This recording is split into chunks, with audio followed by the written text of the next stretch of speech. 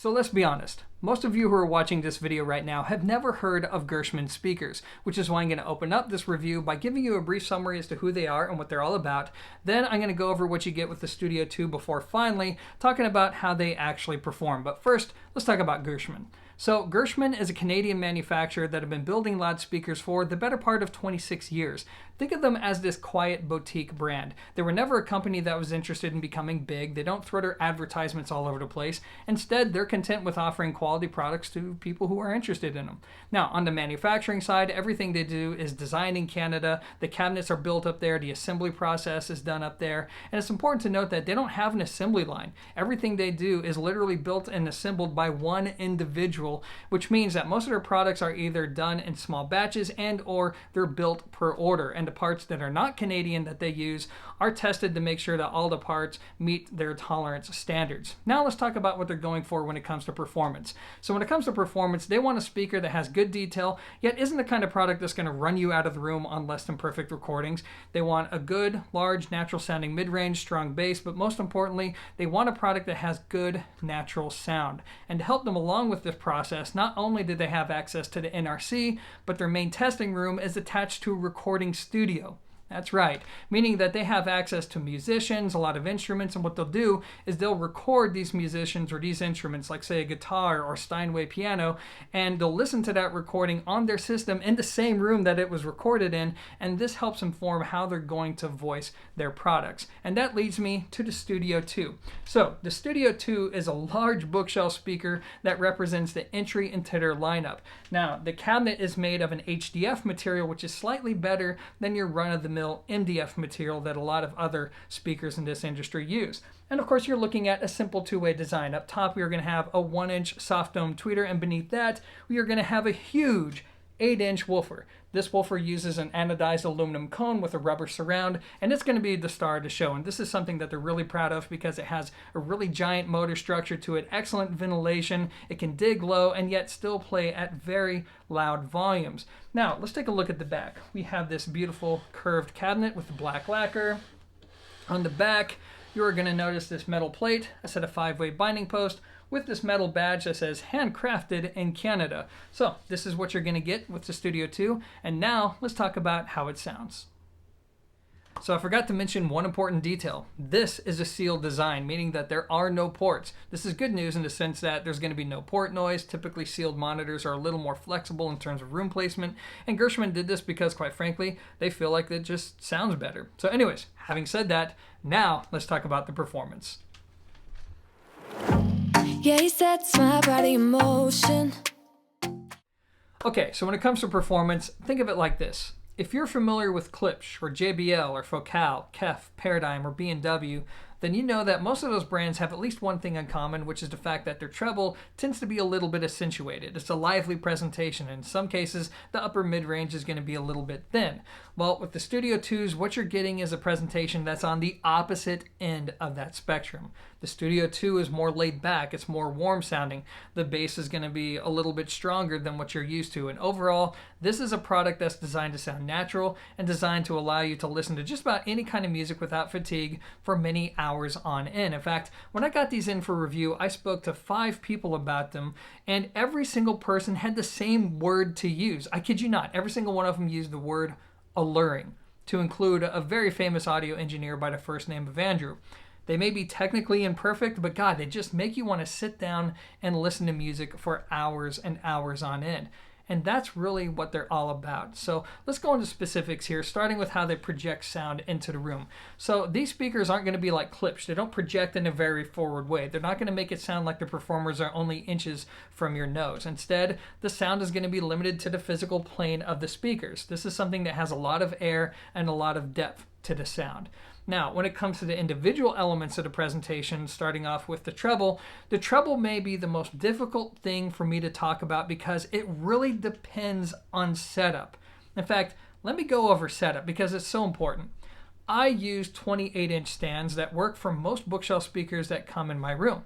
They are an awful solution, however, for these big monitors. In order to get the best sound out of them, you really do need to use 20 to at most 22 to 24 inch stands, because you want the tweeters in line with your ears, or with your ears to be slightly above the plateau of the tweeters, because if you don't do that, the top end is going to sound muted, the rest of the presentation is going to be disconnected, overly thick, overly warm. It's just going to be a mess. But when you get the tweeters down to ear height or just below ear height, that's when you're going to get that nicely balanced sound between liveliness and smoothness, good driver integration, and good performance elsewhere. So you need to know that first going into this. Now about the treble, it all depends on setup.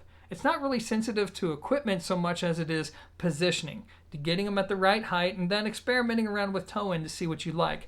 But in their natural form with just a little bit of toe-in, what you're going to get from the top end is something that's very airy, spacious, great detail separation within the top end. It can get gritty though. It's not going to give you a complete band-aid over the worst of recordings, but at the very least it's going to be tolerable. A good example is I actually managed to listen to Red Hot Chili Peppers' Stadium Arcadium. This is a very compressed album for hours, literally hours. Both albums I listened to consecutively, and it's the first time in years that I've been able to do that, let alone on a bona fide high-end system. And I was getting into it. I was appreciating the musicianship.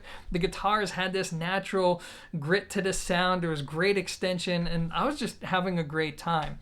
And also, as you can imagine, the top end does a great job of capturing the nuance and delicate notes within more of an audiophile recording. So the top end is really good. It's not overly sharp. I think people who are used to a sharp top end may feel like the notes end a little bit too early on this speaker, but once you get used to it, you realize that it's all there. It's just not overly in your face. Anyways, let's move on to the mid-range. So the mid-range has this nice full presentation. It's almost like the Picard Audio S3 or S300 and S400, only you get more of it.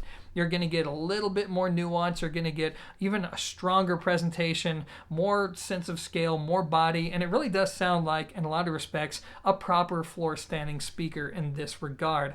I don't think it's overly warm or overly chesty sounding. In other words, you can listen to male vocals and it'll be just fine. And it's also pretty dynamic. So when you listen to music that has heavy percussion, I mean, it can actually move quite a bit of air, and borderline, I would say borderline hits you in the chest, especially if you're in a smaller room. And that leads me to the bass. The bass is really, really good. It's really interesting because I was telling my friend this. I was like, this is one of the few speakers I've had in my room that can pressurize my room.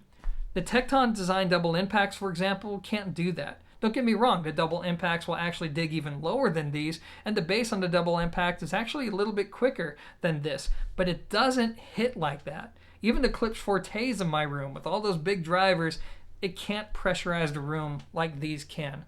On the right bass notes, and only on the right bass notes, in other words, when the recording calls for it, the bass out of this speaker, God, does it dig deep. I mean, and it can really, really just move a lot of air. Yet the bass is still pretty quick. You still get this really good dynamic range out of the speaker. So if you listen to classical music and there's going to be a huge crescendo, this speaker can handle it. So it's not this big, homogeneous, warm-sounding presentation. I mean, it can really move and sound lively and dynamic when it needs to. Imaging, of course, is going to be fantastic. I mean, it is a bookshelf speaker. There's going to be good focus in the soundstage, although I noticed that this is a speaker that needs a little bit of toe-in order to get that really locked-in center image, I should say, between both speakers.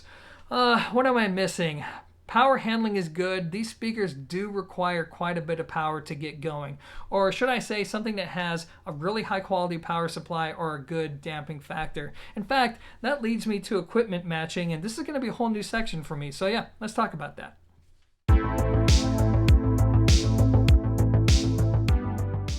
Okay, some of you are going to notice that I'm a little less scruffy for this section, and here's why. I filmed my review, but when I looked at it, I decided I needed to go back and refilm this section just to make it a little bit more succinct. So now, let's talk about the kind of gear that goes well with the Studio 2. Now, the first thing you need to know is that it's not very power efficient, which means at minimum, you're going to want to use an amplifier that's capable of 60 watts per channel or more. And I would say that's only for those of you who are in a small room. For everybody else, I would say you want an amplifier that's capable of 120 watts per channel or higher. And if you like to listen at loud volumes, I would say you need to go up with something that's 200 watts or more. Now don't worry, these speakers can handle it. It's just you need to use the right power in order to achieve the volume levels you're looking to enjoy.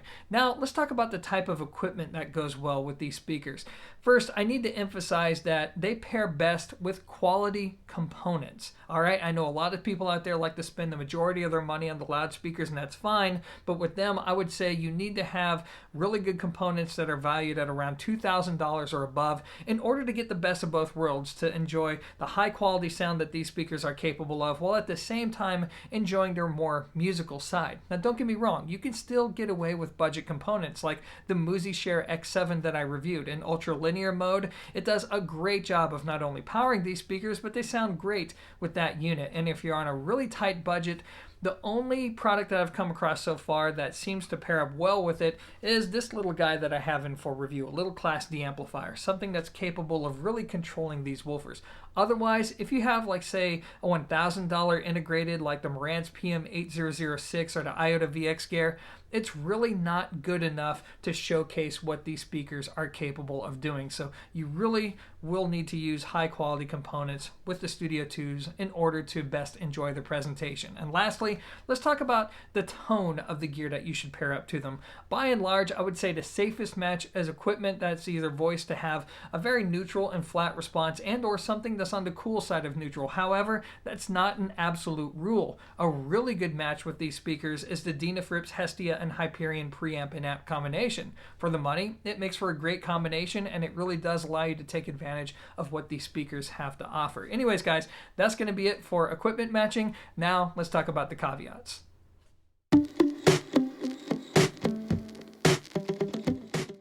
Okay, so while these speakers are a whole lot of fun to listen to, they're not perfect, so let's go over some of those caveats right now. Starting with the first, these are big speakers that sound best on small stands, and not everybody's gonna like that aesthetic. Number two, as I just mentioned, they like power, but most importantly, they like quality components. A good example is the Marantz PM8006. It retails for just over $1,000, and it is totally outclassed by these speakers. You really do want to use quality components in order to understand what these things are capable of, and not everybody's going to be in that position. Number three, when it comes to taste, look, there's no one product that's going to make everyone happy. So if you're coming from more lively, more brighter sounding speakers, these may sound just a little bit soft to your ears. And also, if you're a fanatic about bass speed, you're going to listen to these and you probably are going to feel like they're too thick for your taste. As always, an in-person audition is going to be valuable, which leads me to the next caveat. As of right now, they only have 12 dealers in the United States, meaning that listening to this stuff before you buy it is going to be very, very difficult.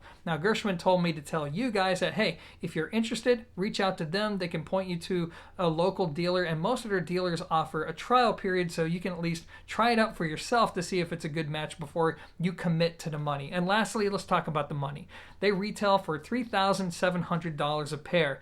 Now, I know for some of you that's going to be a huge sticker shock, but let's take a look at what you get. It's a big speaker built by a company that does things the exotic way, and that's just going to be the cost of doing business, especially when you don't have a very big business. And overall, I do think they stand up very well, but that's going to be for you guys to decide. Anyways, that's going to be it for the caveats, and that leads me to my final thoughts.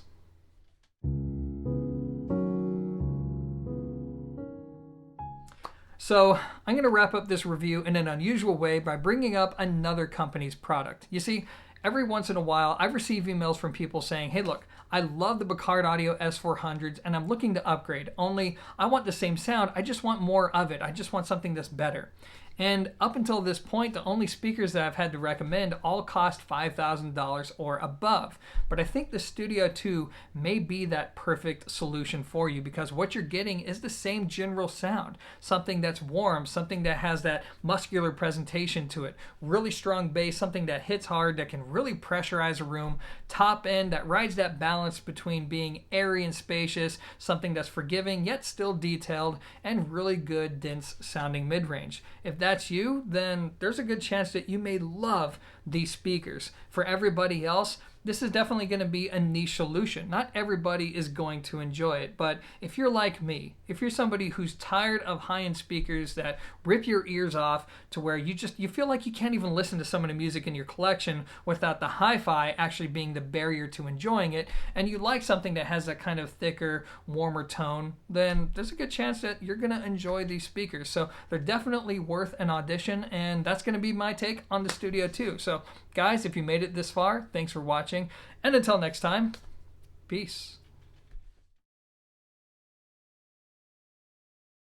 Okay guys, so for this bonus section, I'm just going to lay down my thoughts on how I feel the Gershman Studio 2s compare to other speakers within this range. Now, what I'm going to do is start off by giving you my thoughts on how it competes against something that you've never seen me review here, which is the Totem Acoustic Mani 2 Signature. Now, the Mani 2 Signature has been discontinued, but I nonetheless had the European model and remember it quite well. So what's interesting is that both of these speakers are very similar in terms of size and inefficiency. They both like a lot of power, and they both produce really strong sound for something their size. Now, the Totem Mani 2 Signature used an aluminum dome tweeter, which naturally had a brighter sound to it. It did have that metallic sound, which was good in some ways and bad in the others. And the Totem could also dole out quite a bit of bass. I would say the Totem had a little bit more of that lively character and a little bit more of a free of their own box type sound. But the Gershmans have a much more forgiving presentation. There's going to be more density within the mid-range, and believe it or not, the bass on these is going to be stronger. It's going to hit harder.